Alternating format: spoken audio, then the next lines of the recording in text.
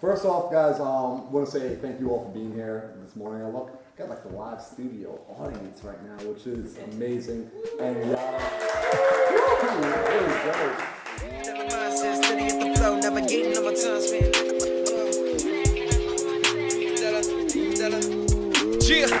And no, y'all have been absolutely like on fire. Love y'all participating in the breathwork this morning.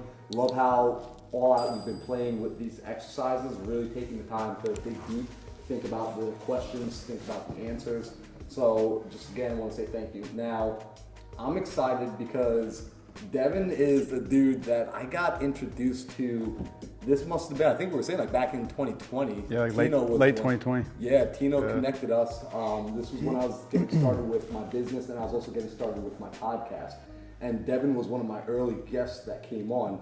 And I was already impressed just with what he was doing in business, with what he was doing on social media, and with everything that people have been telling me about him. So when we had that interview, blown away, after the camera stopped rolling, he said, hey man, like, yo, you remember that book you mentioned? Yeah, I just gotta tell you, I think we were talking about Napoleon Hill's like Think and Grow Rich, or Outwitting the Devil. Outwitting the Devil, that was it. We were talking about Outwitting the Devil. Me and this guy start like geeking out for like about an hour and a half after the interview, just on mindset, personal development. And in that moment, I was like, okay, this is a brother. This is somebody who is actively working on themselves, not just for the show of it, right? Because when someone has that level of depth into a book, into sort of learning, you realize, okay, this is someone who takes it serious. You don't just do this for the limelight, for the camera, but like you're in there working yourself. He's doing this because he's a father. He's doing this because he's a leader in the community. And he's doing it because he's just always wanting to improve his own situation. So I really appreciated that about you when I first met you, man. And it's freaking awesome now that we get to come back here. We're having round 2 right now in the Mindset Manor. You helped me to really manifest my own goals because you were leading that as an example in your own life through the way you lived. So Devin, I'm excited to have you here, man. I appreciate you coming out. Brother, thank you. It's crazy to hear that kind of stuff about me when someone says it. Because who can relate to having imposter syndrome? Like, I don't think you ever grow out of that. Regardless of how successful you get, you always have like that, who am I? Who's listening to me? Like, you get that feeling like, have I achieved enough? Have I helped enough people? Then to hear it, it's like, you take a step back and you're like, wait a minute, I have achieved some things. Like, just it's crazy to hear, so I appreciate you, man. I really do. Yeah, man. No, I appreciate, and that's what I like about you is how like authentic you are, and the fact that like we all go through the imposter syndrome. Like I know I still get it at this stage, and in fact, I like letting people know, like, hey, you know, last year when you saw me and you considered me a success because I had closed X amount of properties or we had done this amount of revenue, and you were calling me a success internally, I was still feeling like I'm just figuring it out. Yeah. And to find out like, hey, the people who are a little bit further ahead of me on the journey, they're in the same boat. Yep. So I want to bring us back, and I know you and I talked about this in our first podcast. In fact, people should go back and listen to that first podcast, both for the room here, for the live audience. Like, let's go back because people get to see what you do now. People know you online because you talk about infinite banking policies. You talk about investing your money and really becoming your own bank. Mm-hmm. And you now get to show the harvest from those years of work and the fruits of the labor. So people see that. They see the cars now, they see the trips, they see all that, and they think, wow, Devin's just always been there. But that is the furthest from where you started. Like, bring me back to Devin back in the day, like working the W-2 job. Like, where were you at in life? And kind of catch me up to speed with why you even started this entrepreneurial journey. Yeah, so first and foremost, this is crazy, like a live audience like podcast. I've never done this before, so it's like, it's kind of out of my comfort zone, but I feel like when you get out of your comfort zone, that's when you expand, that's when you grow.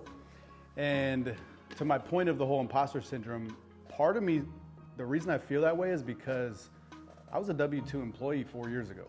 Mm-hmm. Like, I felt like I was trapped and chained to like corporate America. I was making 6 figures, but I was successful making 6 figures, maxing out a 401k, all this stuff that successful people do. But I felt broke. I was broke. Yeah. Because after taxes, after putting into a 401k, I had to take home maybe like 60 grand. Doesn't go that far. No. You know what I mean? We were just saying like 70K out here is like the minimum wage. Yeah. In 2016, I was dead broke. I had $300 to my name. I had just got my heart broken by the woman I thought was like the one that I was gonna marry. And I was a full-time single father. So my daughter was 9 at the time. And I like broke down, ugly face crying to her. Like ugly face. Up until that point, I was like her rock. Like she would never see me struggling. I was bankrupt. We couldn't afford the apartment we lived in. So I moved in with a friend into a little 1-bedroom. Sold my bed. I had a mattress on the ground. That's literally how bad it was. Just to pay rent, I had to sell. I'm big on shoes. So I started like selling shoes on Poshmark and like, so I never let like my struggles affect her until I got my heart broken. We're sitting on this mattress. I got my knees on or my elbows on my knees. She's on like some game on my phone and I just start bawling. And she's my little daughter, so like she sees me crying and she starts crying because I'm crying. So then I'm crying harder because my daughter's crying because I'm crying. And then it's like gets to a point where you're not making any sound anymore. You're just like, you know what I mean? Like it was bad. And finally I like work up the strength and like catch my breath. And full transparency, guys, I had thoughts of suicide. Like I felt like I failed in life. I was financially at rock bottom. I couldn't hold on to a relationship. This woman I thought was the one like broke my heart, cheated on me. And I'm just like, I failed at life. This little girl saved my life because I asked her in that moment, I'm like, am I a good dad? This little girl lifts my head up and she says, you're the best daddy. And like, in my mind, I'm thinking, I'm a freaking horrible daddy. Like I suck at this too. Like, so I knew that I had to change me in order for my life to change. It hit me that like everything was happening to me because of me. Yeah. I'd never worked on myself. I never read a book.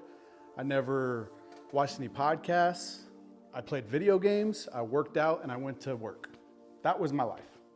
So it's like, of course my life was in shambles because I never worked on becoming a better version.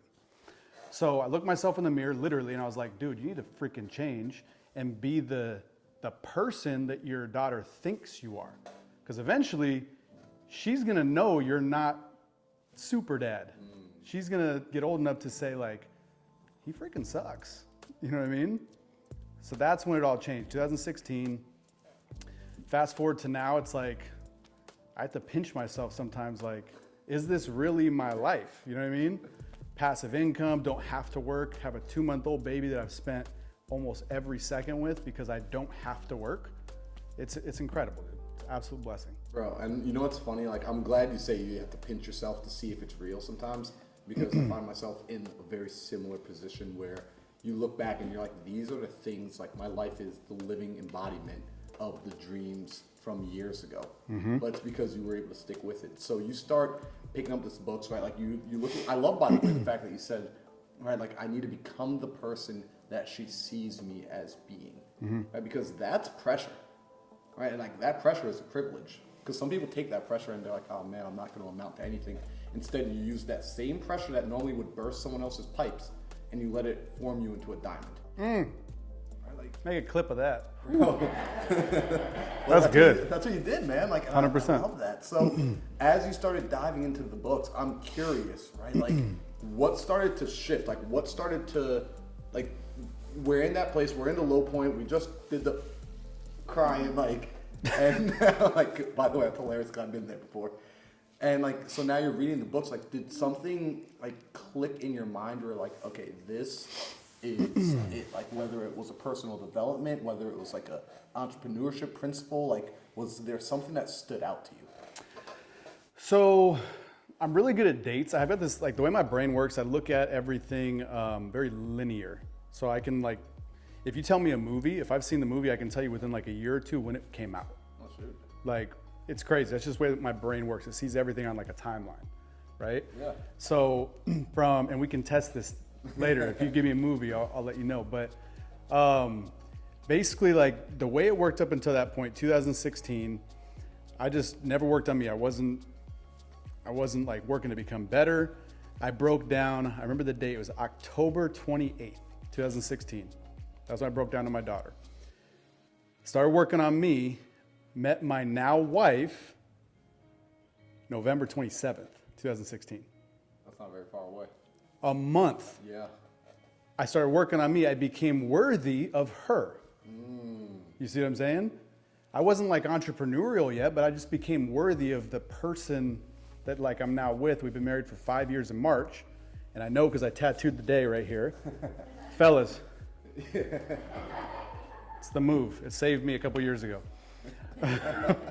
For real. Day before the anniversary, I was like, oh shit, hadn't got her gift. For real. But yeah, so like that just made, as I started working on me, I became worthy of her. Now that I was worthy of her, we kind of like helped each other grow from there over the next 3-4 years. 3 years, I'm at work, making more money, saving money. Like my life is better. I'm successful by most people's standards, but I knew there was more. I wanted to control my own destiny, and I've had, no joke, probably 50 jobs. Damn. And that's not like a stretch. Yeah. Probably more, because I don't like being told what to do. So like, I was meant to be an entrepreneur because I hate someone saying, do this. Even if like they're right, I'm like, no, I don't want to do it your way. So we gotta get you to take like a predictive index score, like test, and see like what your personality type is. Okay. You're probably a maverick. Okay. And it's like, all right, cool. Like Mavericks are terrible, terrible employees. I was the worst. The worst, bro. Like if I had an employee that was me, I'd be like, dude, you're fucking fired. Like after like a week. But yeah, so as I started reading more books and getting into entrepreneurship, that was in late 2019. Templeton Walker, who here knows Templeton Walker? Fucking love Temp. That's the homie. He's good people. So we worked together back in 2011. Not DSW. No. Not selling shoes. It was at a mortgage company. Okay, yep. So I see him on social media, like, I knew he was a realtor, so I always saw him with houses. I just thought he was a realtor. And then I actually read one of the captions, and he's like, bought another flip today. And I'm like, oh shit, I've seen flip or flop. I could do that. So I'm like, hey, Temp, how much do I got to pay you to like ride along for a day and learn what you do? He's like, dude, you're my homie. You don't got to pay me anything. So I rode along with him September 17th of 2019, fell in love with it, started cold calling leads, and then within a month, I got my first contract, a 6-unit apartment building in Chicago. Thought I was gonna make like 200 racks on this wholesale deal. This was October 7th, 2019. I walk into my job October 8th. Oh, shit. Who here has seen the Chappelle Show? When he knocks up Oprah? That was me. I walked in, I was like, I quit! Devin, what's gotten into you? It's not what's gotten into me! And Oprah! That was me, bro, for real.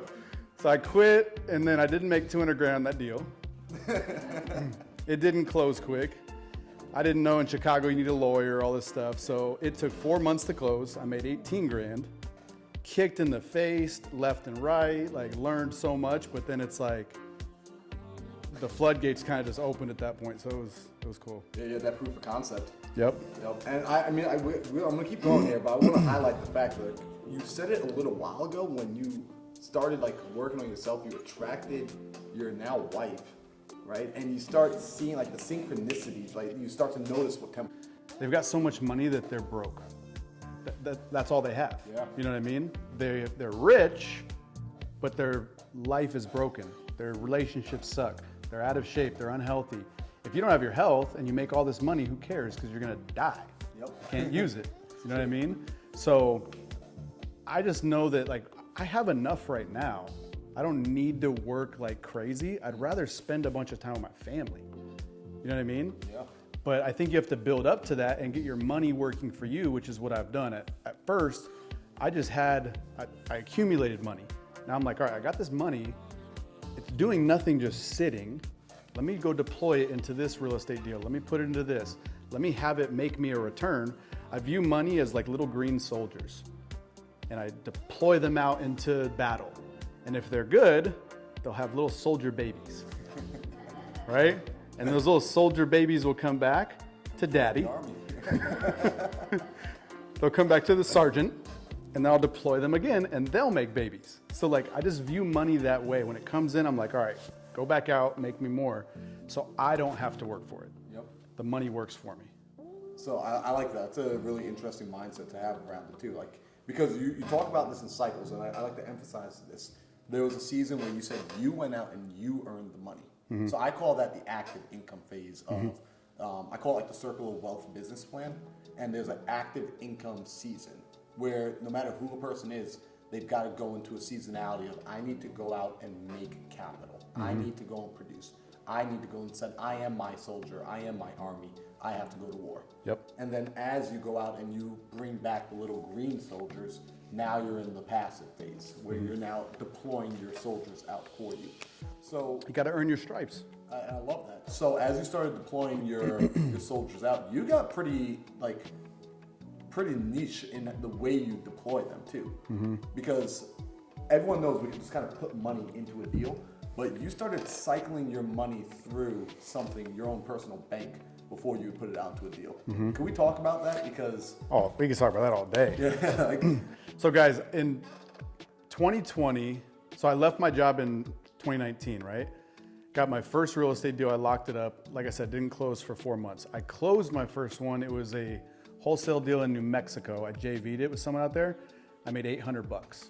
Damn. It was January 13th of 2020. I was like, it could have been $1 million check.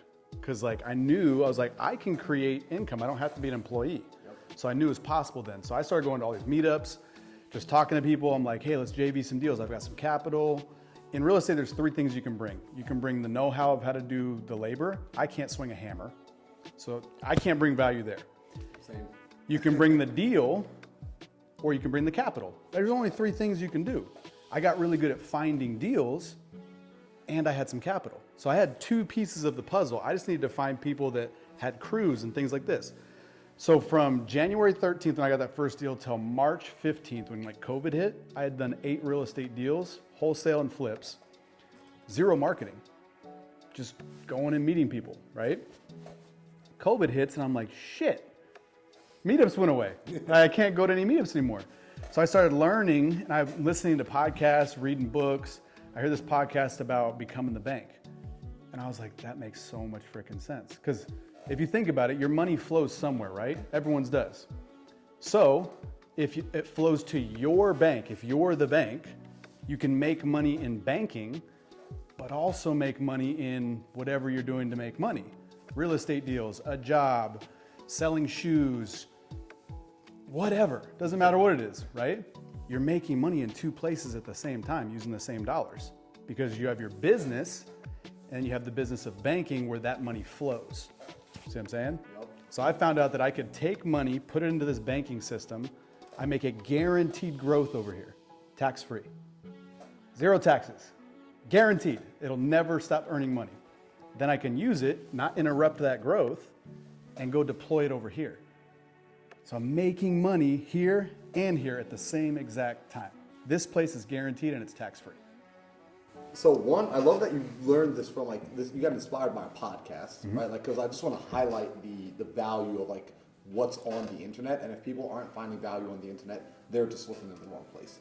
But the fact that you're able to essentially create your own bank, and if the earnings are guaranteed, my question is why isn't everybody doing this? Like genuinely, why don't more people do this? Like what's essentially the catch, or what's the reason you see that more people don't have their own bank? I think it's because of the vehicle that's used.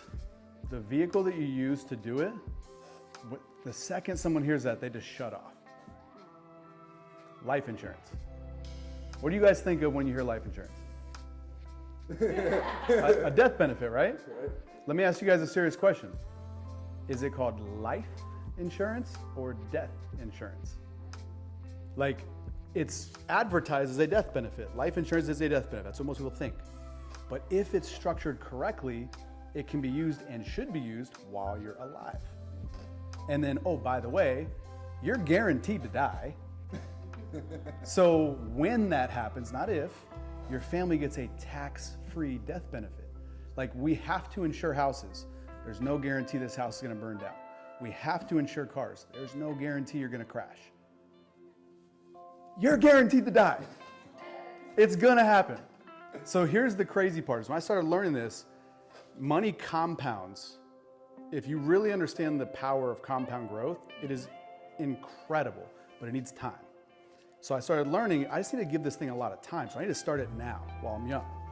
So when I'm 50, 60, 70, my money's compounding so much, I can just live off the growth and literally do nothing, right? So I started it early, keep putting money into it, keep multiplying it, so keep making it here while I take it and make it somewhere else so that I can pour more into compounding. Now I've got 13 policies. I've got policies on my parents, on my kids, on my wife. Check this out. I just got my mom and my dad a policy. I retired them by putting money in the policy. It's on their life. I own it, okay? I'm the owner of the policy, so I control it. They're the insured person. I put money in, it's guaranteed to grow, and I can instantly use that money and pay them retirement income that I never have to pay back. So then, they're guaranteed to die. Guess what's gonna happen? I'm gonna pay them their entire lives. I'll always pay them more because it keeps growing. So they'll keep getting more income the longer they live. And when they pass away, the death benefit will pay off everything I paid them, and the surplus of the death benefit will go to my trust, which will buy more policies on my kids, all tax-free. Death benefit was tax-free. I paid my parents tax-free. The death benefit comes in tax-free. It buys more policies tax-free. That grows tax-free. They die. You see what I'm saying? My family gets wealthier and wealthier and wealthier just because of a simple life insurance contract.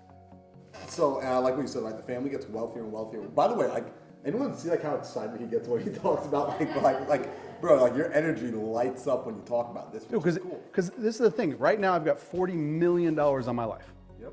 If I am driving home, God forbid, and I get in a fatal car accident, I can sleep every night knowing if something happens to me, my family is set. Like I've provided them with a foundation of $40 million. They're good. That goes again into a trust, tax-free, and the trust dictates the money has to go into more policies, so it's gonna grow tax-free. Like I can sleep at night knowing like I'm hooking my family up. It's so funny because I was about to ask you, how do you sleep at night? Because as you're even saying that, I'm like, this is a person, like, what do you have to worry about? One eye open, like is anyone trying to off me? Yeah, like, yeah, right. Like, fam, like, maybe I don't teach the family what I'm doing for them. Yeah. So with that being the case, right? Because this essentially is how you have generational wealth. Yeah. Like, because you hear people talk about it all the time with generational wealth. We in real estate, we reach out to people who, unfortunately, like I'm the recipient of their generational wealth, right? Because a kid inherited a property and they had no idea what to do with it, or they didn't realize the taxes that came along with it, and all this. But you actually set it up in a way where if God forbid something did happen to you, it runs through the trust, and then the trust has rules. Like, let's talk about that because I'm a firm believer. I'd read a book, I think you might have been the one that recommended it to me, What Would the Rockefellers Do? Or I think like the Rockefellers. And it actually, Garrett Gunderson, he's the homie. Right, and it mentioned the fact that like the Rockefellers is one of the wealthiest families, right? They were able to preserve the wealth generation after generation after generation because they weren't just solely focused on passing on assets. They passed on principles. Yep. Right, so they passed on principles, and then the way they structured the assets, it actually grew with each passing.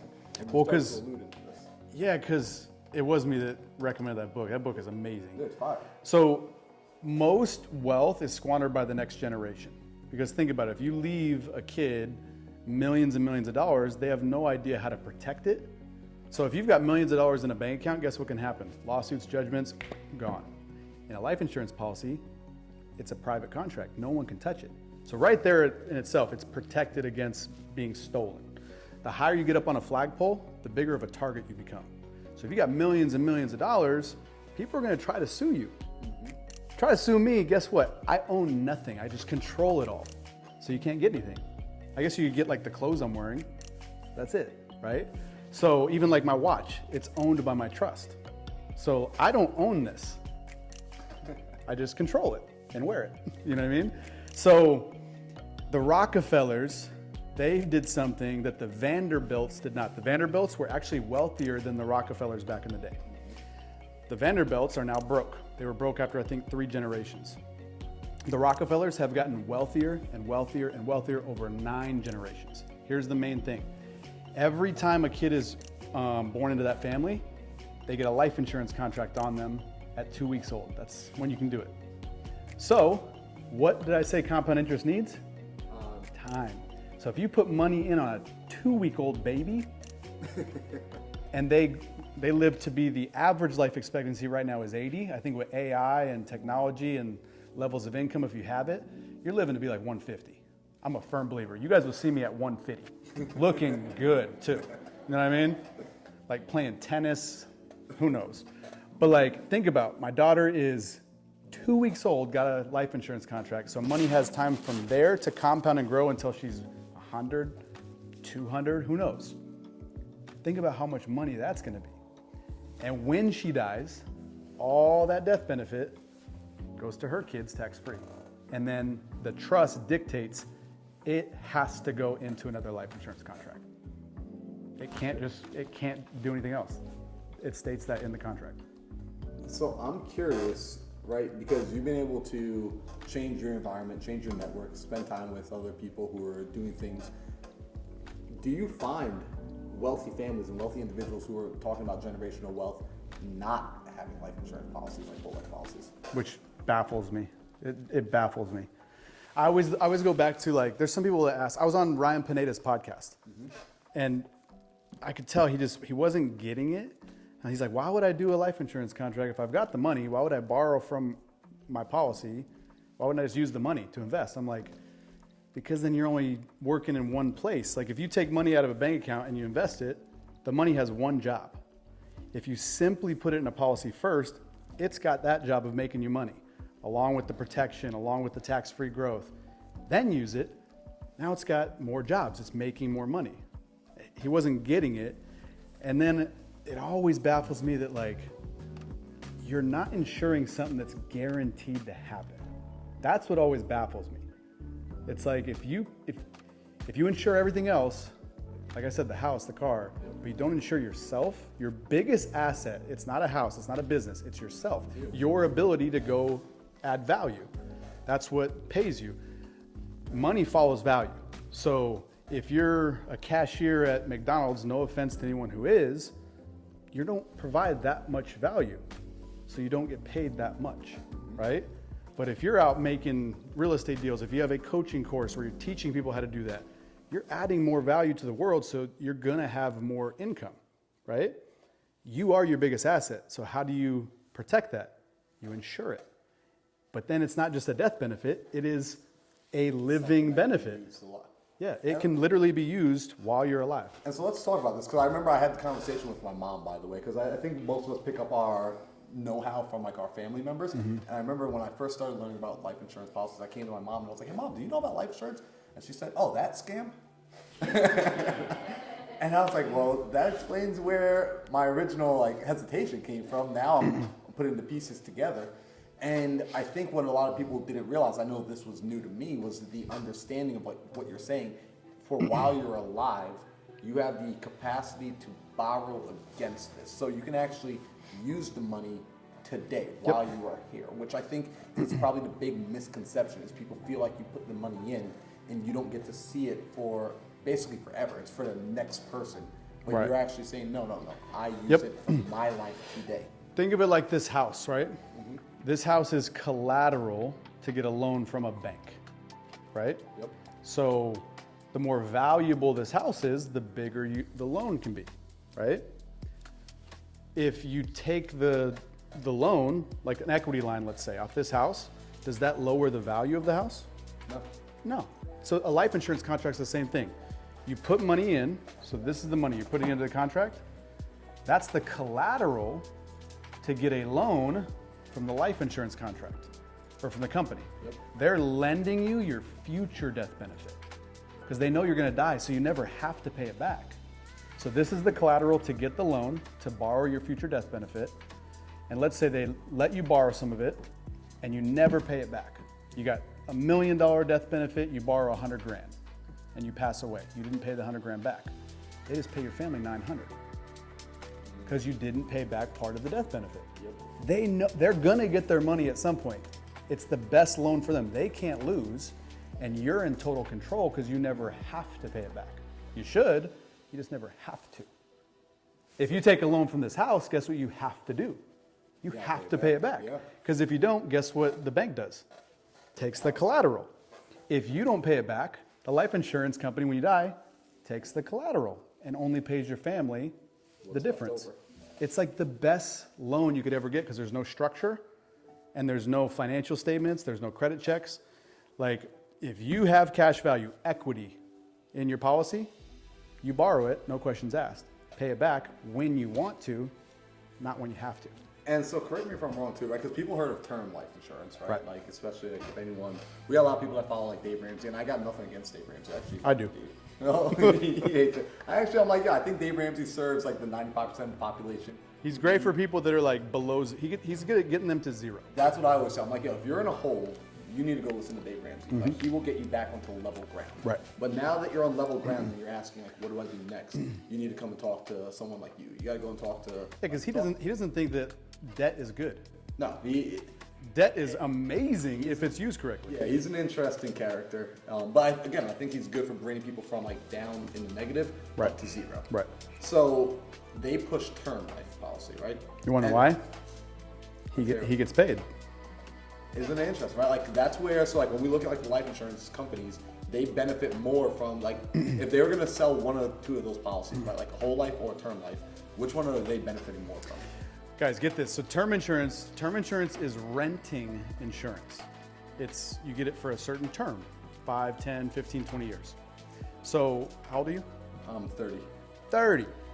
Let's say you get a life insurance contract for 20 years. The likelihood that he is gonna die before he's 50 is very slim. You're in great shape, probably take care of yourself. You're not skydiving on squirrel suits, right? Actually. Have you? I just got into it like big time. Hey, if you get a life insurance contract, don't mention that. Yeah. Scratch you guys didn't hear that? Hey, just edit that part out. But the likelihood you're gonna die is very slim. And the insurance company knows that. So they're gonna give you $1 million coverage, $2 million, whatever, for very little in premium, 30, 40 bucks a month. So most people are like, that's what I'm gonna do, that's cheap, right? However, the amount of time that a life insurance contract pays out during that term is 1% of the time. So 99% of the time, people outlive the contract. So all that 20, 30, 40 bucks a month, whatever it is, for 20 years, went to the life insurance company. They didn't have to pay out the death claim. Now you're 50. You want to get the same coverage for another 20 years. You're a lot more likely to die now. So guess what happens to your premiums? Goes up a lot. You're still not that likely to die before you're 70. So you keep paying in. Let's say now it's 150 bucks a month. You're paying it. 20 years goes by, you didn't die. They kept all the money. You try to get that same coverage when you're 70, it's probably like $1,000 a month, $1,200 a month. Now you can't afford it. And guess what usually happens? Then you die. And your family has nothing. It's the most profitable because it's only paid out 1% of the time. But yo, the sales rep didn't pitch it to me like that. Of course not. Protect your family in case you die. Get term and invest the difference. Yep, get term and invest the rest, yeah. Here's the thing about investing though, guys. Can you lose money? You can make money, but you can lose it, right? Mm-hmm. The bigger your return, what's higher? Your risk, right? So to get a big return, to make enough money in your life, to live comfortably in your later years, if you buy term and invest the difference, you gotta take a lot of risks. So you might lose a lot of money. If you lose money, if you lose 50%, you gotta earn 100% to get back to level ground. You know what I mean? In a whole life insurance policy, the way I'm talking about, it's guaranteed to grow. You can never lose money, ever. It just keeps going up. And because it's compounding, compound interest does this. Yep. So when you're like, we could even pull up, if we could pull up on here, it'd be cool. One of my contracts, where I would need my computer, but like I put in right now 125 grand a year. The first year I put in 125, I had access to 109 because there's a cost for the death benefit. Mm-hmm. The 109 I can use right away. So I did, I went and made more money with it while the 125 kept growing. I'm the 4th year into it. I put in 125. It was in June. I had access to 154. That's only 4 years in. When I'm like 70, I put in 125. I have access to like 600. You see what I'm saying? Difference, yep. Yeah, so like I can, compound. yeah, because then here's what I can do. I can never put another penny in. I can take the 600 in growth, take 125 of it, put it in for the next year's policy contract. So when it keeps growing, I keep the difference as tax-free income. Because it's a loan, loans aren't taxed. So I love it. And what's really cool here is the fact that one, it's coming back tax-free. Two, it's guaranteed. Because when we look over time at like what the safest investments have been, it's been life insurance. It's not even an investment though. An investment can lose money. Life insurance at its core, it's just a savings vehicle. Yeah. It's a forced savings vehicle that gives you other benefits. And what I like to is, and this was something like I geeked out on when I first understood like banking and how banks are able to, they do fractionalized reserve lending, which is just a fancy way of saying a bank gets $1 and they can multiply it into multiple dollars. Take that same dollar, I think that like 1 to 9, so they can basically take, you put $1 in the bank and they can essentially give, like go out and loan $9. Yeah, they have to keep $1 on reserve. Right. And so for us, it's like, man, how nice would it be if we had the ability to do that? Well, essentially, this is that ability. We put $1 in, and we don't necessarily get another fresh dollar out. We probably get like 90 cents out or 95 cents out. Early, but like I said, I'm 4 years in, and I'm getting more than I put in. Yep. So like, think about this. The bank can multiply money because you put $10 in, they can lend out 9. Now they can have $9 making them money while they only have to keep $1 on reserve, right? I put in that contract 125. So 125 is making me money. I borrow out 109. 109 is making me money, right? Got money working in 2 places. So I've got $234,000 making me money, but I only put in 125. See what I'm saying? Yep. So now this last year I put in 125. So 125 is making me money. I used 154, I think it was the exact amount. So now I've got 270 something making me money, but I only put in 125. See what I'm saying? It's a beautiful thing. And the longer you have it, compound interest starts doing its thing. It just gets better and better and better. So let me ask you this question. In the beginning, when you were first, because this, again, it's not conventional. So Right. I'm sure you might have had, and maybe you didn't, like some sort of pushback from like friends and family when you're explaining this concept. And they're like, guys, like I figured it out. I cracked the code. Like essentially, we could be our own banks and we could do this. And they're like, all right, Devin, like 100%. chill. So it's like, what was it that gave you the conviction to basically follow through on your own vision before others are really catching the vibe before that? Because now we can see it. Now you have the proof and the evidence and you can show it. But before that, like, what were you doing for yourself to keep you locked in, even though others weren't catching it yet? So, yeah, the proof is in the pudding. So I was going to start these policies with all of my capital. This was 2020. I had gotten to the point where I had about 300 grand. That was all of my money that I had. So I was going to put it all in a policy. And then I had people in my ear that knew nothing about this. Most people have no idea what they're talking about. Like the biggest problem in America is not what people don't know. It's what they think they know that just ain't so. Will Rogers quote, amazing quote. But I have people tell me, that's not how life insurance works, Devin. You're gonna put that money in, you're not gonna be able to touch it for 10 years. So these are people that like love me, my parents, friends, family. So I'm like, oh, they're just looking out for me. They're probably right. They're probably right. So I scaled it back. I got a $6,000 policy. That was my first policy. I went from 300 to 6 grand. Isn't it crazy how like the people in our lives could like deflate the balloons so quickly on us? With their limiting beliefs. Yeah. Their limiting beliefs became mine. So I'm thinking like, man, maybe they're right. If I put in 300 grand, I have no access. I'm screwed. I can't do flips anymore. What am I gonna do? So I put in 6. I'm thinking, if I can't touch 6, I'm good, right? So I put in 6. 3 days later, I was able to get 5,200 of it.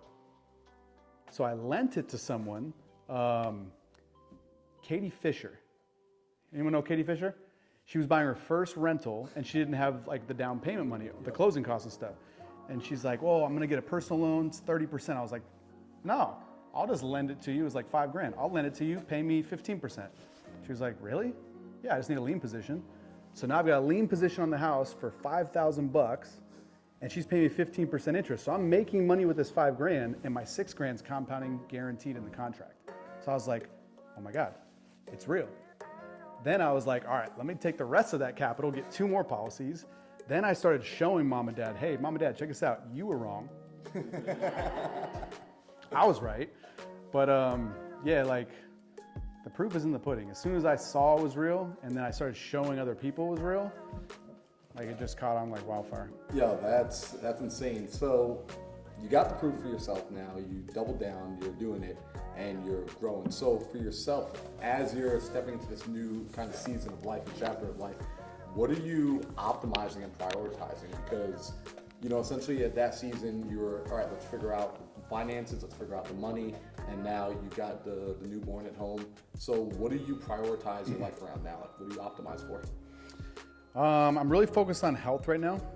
Because like I said before, if you don't have your health, you don't have anything.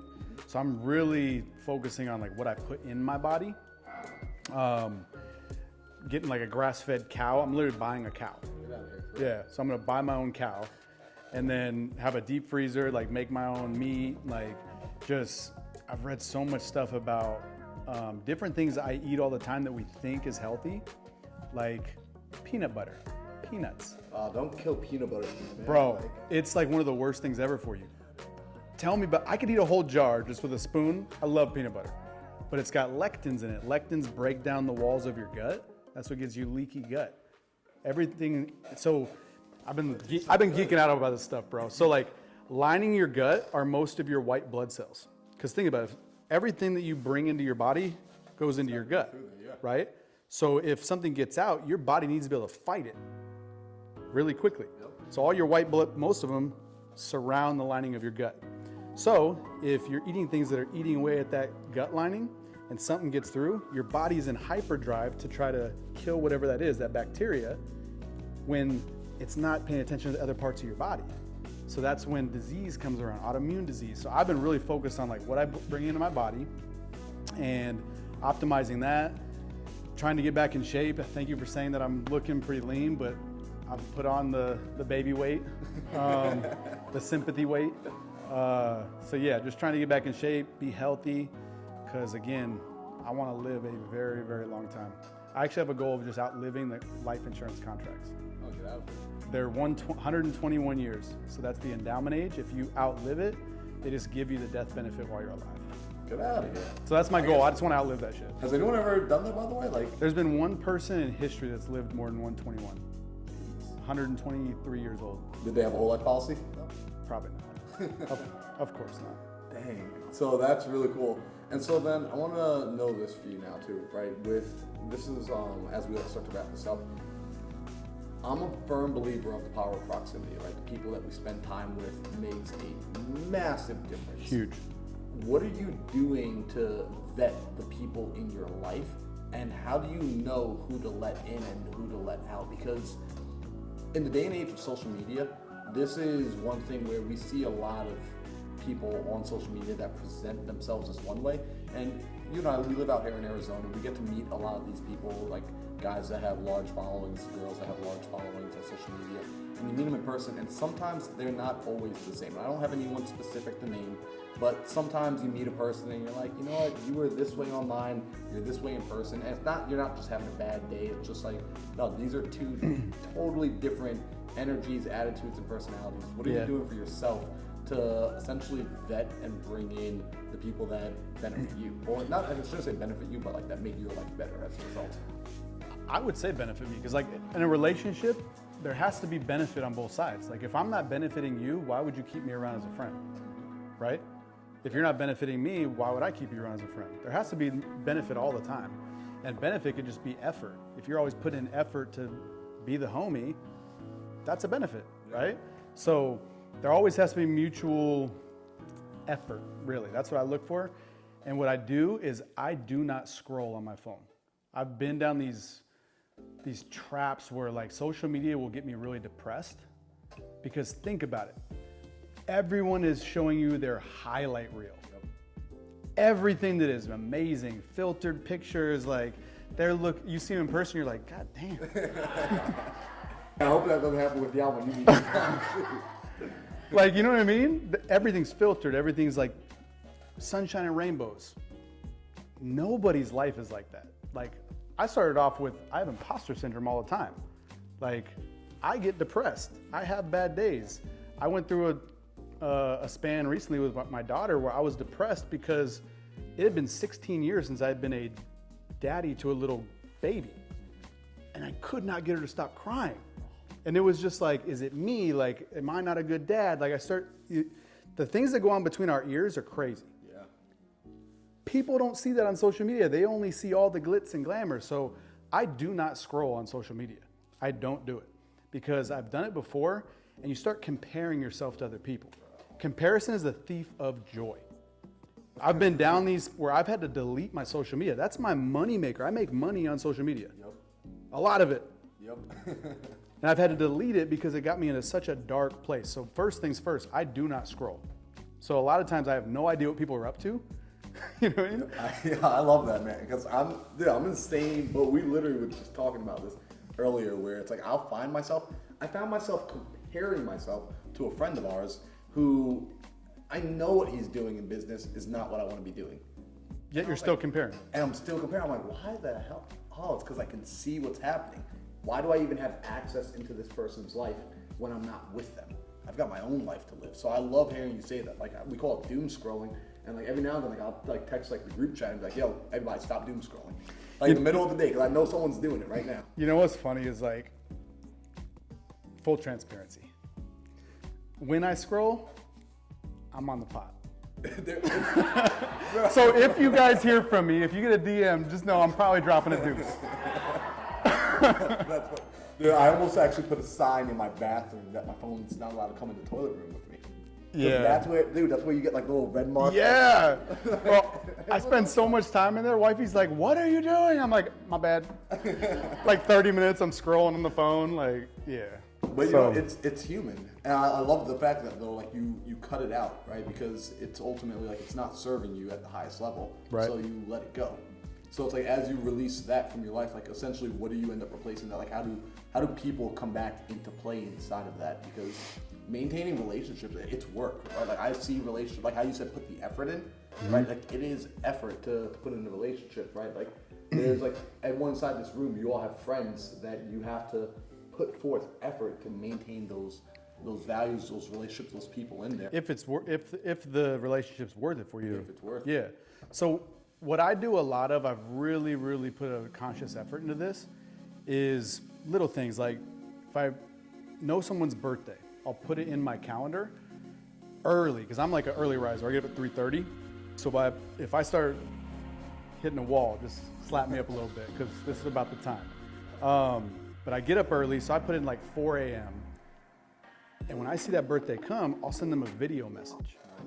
I'll be like, bro, happy birthday, thinking of you. Hopefully I'm the first person you see. And I'm like all like half awake. But like when someone does something like that for you, it's a law of reciprocity. They feel like they have to do something for you now. A nice gesture, or just whatever. If it's sending you a real estate deal, whatever it might be, those things go very, very far. A lot of people just are very surface level and just text, hey, happy birthday. Send a freaking picture of your face, like send a video. Like I do that a lot. And what I've really, really tried doing, especially with my daughter now, because I blinked and my oldest daughter's 16. It goes by like that. She's already 2 months old, which is crazy. So I've really tried to stay away from my phone, my screen time. And I listened to a podcast with Ed Milet about being observational in life. And by doing that, it forces you to be more present. Like, think about everything I could observe right now. I could observe all these little intricacies right here. That means I am present right there. You know what I mean? If we're talking, I could observe like your facial expressions, or I could be just doing this, checking my text, and like, you know what I mean? I'm not present with you. So I've really, again, my phone is usually down. If we're out at dinner, it's down on the table, or I leave it in the car. I just try to be more observant about where I am. What's the saying? Be where your feet are, right? Yep. If you are there like time kind of slows down and you just be. That's why I like meditating so much, because you just be. We're human beings, not human doings. Yet we're always trying to do stuff instead of just being. I want to actually have a clothing company. If someone comes out with this, and be pissed because I said it, I want a clothing company that says just be. I like that. That's fine. You know, and like, And it could be just and then like a little B. a little bit fine. Just be. Yo, but you know what? That's fire because you're exactly. If someone comes out with that shit, Well, have them hit you up, right? yeah, we could JV it. All right. But no, I love that, man, because like being where your feet are is important. Right? 100%. Like, when you spend time with your family, you spend time with the relationships in your life, and you actually make it matter.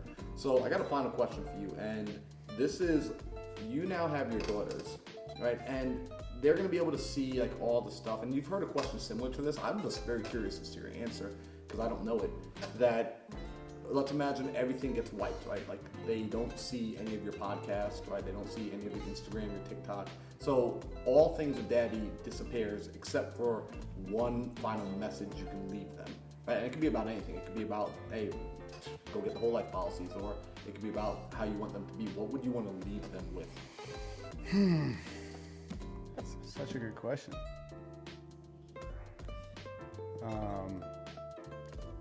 Man.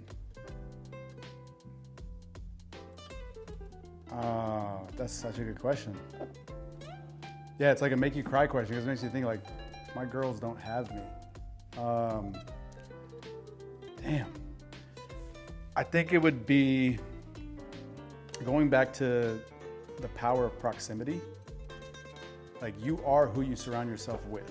If you're around 5 out of shape people, you're going to become the 6th. If you're around 5 broke people, you're going to become the 6th. So crazy right now. Like I've got a 16-year-old and a 2-month-old. My 16-year-old just got caught vaping and weed pens. Damn it. Like she's growing up. It's crazy. So like I had to talk with her. I'm like, look, baby, you're in high school. I get it. I was there. Like right now, your whole thing is you want to fit in. You don't want to be an outcast. Guess what? The most successful people, the people that change the world, they blaze their own trail. They don't fit in with everybody else.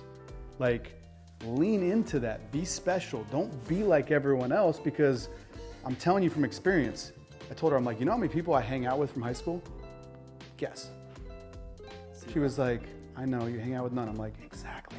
Because they're all in jail, broke, like they're not doing anything with their lives. Why would I hang out with them? You're probably not going to hang out with all these people that you're trying to fit in with. Be uncommon. And not only that, be uncommon amongst the uncommon. Who has read Can't Hurt Me by David Goggins? Whoo! That Cry, bro. Oh, did you listen to it or read it? I listened to it. Listening to it is amazing because it's like a podcast in between chapters. Yeah. And dude, I swear, every time I am at the gym and I'm listening to that book, I feel like the biggest pussy. Yeah, bro, I started running in the middle of the winter living in New York because of that book. Yeah, he's like on broken legs running, and I'm like, I got like a bead of sweat, and I'm like, I want to quit, and he's like, I'm like, oh God, all right, I'll keep going. But like he talks about be uncommon amongst uncommon people. Like those are the most successful people. That's what you want to strive for. So I would let my girls know, like, look, who you surround yourself with matters. Surround yourself with people that are achieving, that are amazing with relationships, amazing with money, amazing with philanthropy. Like be around those people and you will be one of them. That's it. It's huge. I love that. That's a powerful message. So Devin, for the people that, because eventually this will find its way online, for the people that are watching online, what's the best way to like connect with you and to like plug in and learn more from you and hear from you? Like people that are just like resonating with like, yo, I like this dude. I just like the message he's putting out, and the rest of my life currently, like the people are not talking like this. They're not inspired. They're not living a life on purpose. And I want to like just hear more from you. How do they do that? Where should they go? So biggest thing is Instagram. I think that's where the most content's put out. It's Mr. So MR_Brrr. It's B with 4 R's. Right there. So yeah, BRRRR. Also my YouTube channel. But yeah, the biggest thing I would always tell people is like, people see me now and they're like, man, he's so successful. He's got these nice cars. He's doing all these things. It's been a very short time frame. Like 4 years ago, I was like just starting to do some flips, just starting to do some wholesaling. So it happens quick. You just, again, have to surround yourself with really top-notch people. And I think that's one of my superpowers when I came into the game. I was getting around Pace Morby all I could, Jamil Damji, you know, Jesse Burrell, all these guys that were up here. But then I started comparing myself, right? So just don't compare, get around high-level people, and yeah, the rest is history. Yo, Devin, appreciate you being on here, bro. Yes, sir.